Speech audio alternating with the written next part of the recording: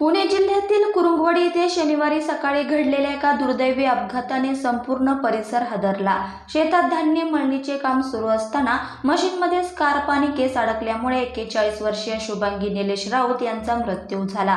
विशेष म्हणजे हा प्रकार त्यांच्या वाढदिवसाच्या दिवशी घडला, त्यामुळे गावकऱ्यांमध्ये हळहळ व्यक्त होत आहे। कुरुंगवाडी हे गाव नसरापूर राजगड मार्गावर वसलेलं आहे। शनिवारी सकाळी सुमारे 11च्या सुमारास राऊत कुटुंबाच्या शेतात मसूर आणि वाटाणा मळण्याचे काम सुरू होते। शेतातील मळणी यंत्र सुरू असताना शुभांगी राऊत कामाची पाहणी करत होत्या।